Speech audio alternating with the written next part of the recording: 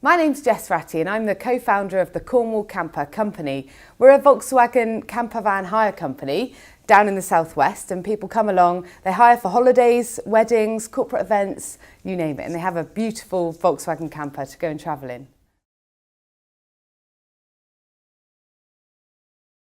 We funded our business by looking at lots of different options online, not really having a clue of what business finance even is actually, or how to run a business, or any of those things. So actually, back in 2011 or 2010, when I was looking into this, it took me 8 months to figure it out, to learn how we were going to get some money in, how we would pay that back, what our options were, and actually we went to a lot of banks and all the banks thought we were crazy and said no. So we were in a bit of a hard place.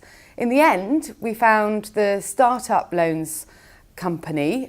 We worked with SWIG, Southwest Investment Group, and they gave us a loan within 5 days. It was amazing. 5 grand, that's all we needed to set up our business.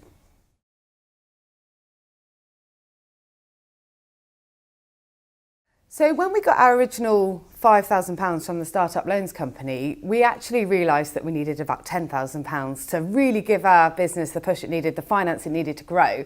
So we took that 5 grand and we applied for a local grant of 10 grand, of which you got about 7 grand. So we amplified, we match funded our startup loan to get the extra funding to then put money into the camper vans, buy a few more and expand quite rapidly actually within a couple of years.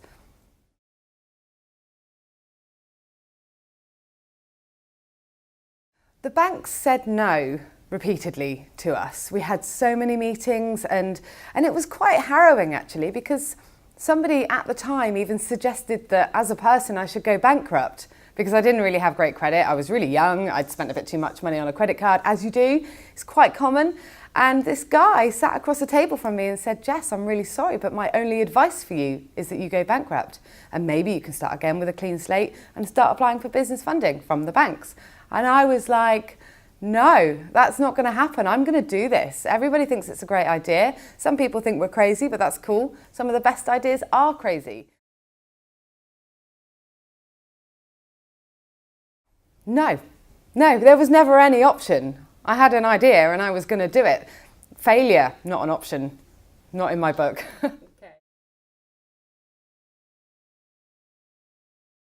I think when you run a business, there are tons of milestones, and often you don't know what they are until they've passed and you've done something with it. So for us, we had a launch event and it was amazing. We had our loan funding, so we got into this business circles and we started talking about it. LinkedIn did a video about my career featuring the camper company. It reached 500,000 people. That was incredible.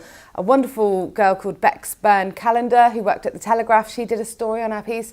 I know that 80% of my bookings within the month that that was published came from that article. So they're all milestones, but it's what you make of them and how you use them as to whether they become a milestone or not.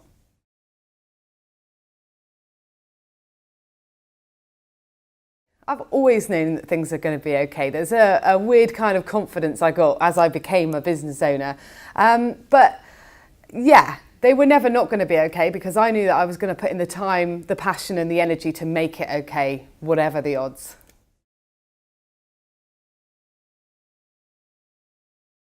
The best advice I got, there's 3 pieces of advice really. First up is network, who's in the industry, who can help you, who needs to know about what you're doing. Secondly, get a really good team around you. You need the people that understand tax and VAT and gosh knows when you get to VAT. Thirdly, people believe in people. So you can have a really good product and that's great, but actually people believing in our story and how we built the business and wanting to be a part of our journey, that's really what's gotten us where we are today. Yeah, I have had some bad advice in my day. I mean, and it is up to me as a business owner as to whether you take or ignore any advice that you're given. But somebody once told me not to grow too fast, which essentially is good advice.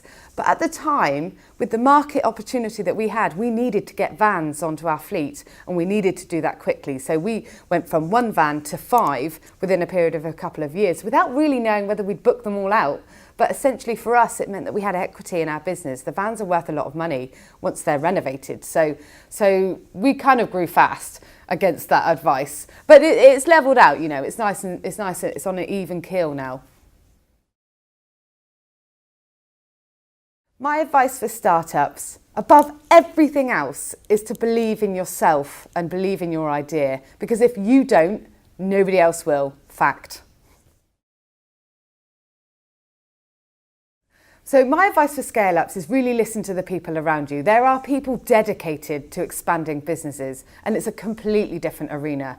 Startups are fun, exciting, passionate and innovative. Scaling up, it's a bit more serious. So take that advice and heed it.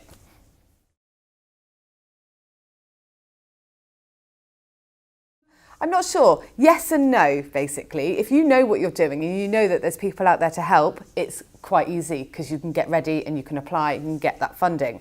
If you're starting from scratch like we did and you don't know what's out there and you don't know that there's funds available or grants, I mean, what's a grant for a business? Who does that? Aren't grants just for communities? So it's a problem only in that it needs to be communicated more. There need to be more success stories, a bit like ours. We need to tell the world that it is possible and you can do it.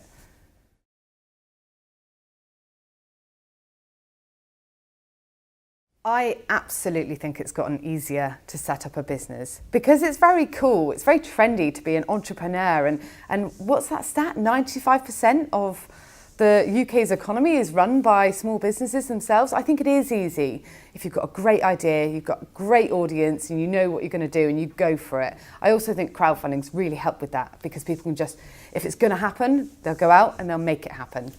I think the UK access to finance landscape, mouthful that is actually a lot better now. People are communicating what's out there. There's people like the British Business Bank going out and going, hey guys, we want to help you. Startup loans, absolutely brilliant. So it is really good now. Before, less communication, less transparency, less clarity on the routes to finance. So I think it's grown a lot and there's an awful lot more opportunity for people out there that maybe they don't know about even still. Those template business plans, the ones that you can revisit. Oh, and I tell you what I absolutely love is Agile. It's a form of work where you put everything on a board, all these things you want to do, because as an entrepreneur, your head's full of these crazy ideas and you want to do it all, but you can't do it all. And you need to work on the things that are going to have the most immediate impact on your business, the low-hanging fruit.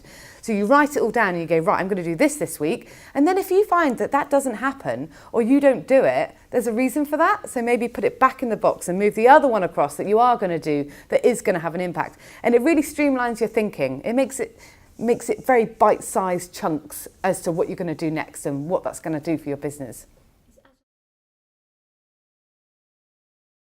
I think the Business Finance Guide is amazing. People need this kind of advice. If they've got this crazy idea, this brilliant innovation, they're going to need somewhere to go to learn how to make it a reality. So the guide is brilliant for that, and I think it's important for everybody.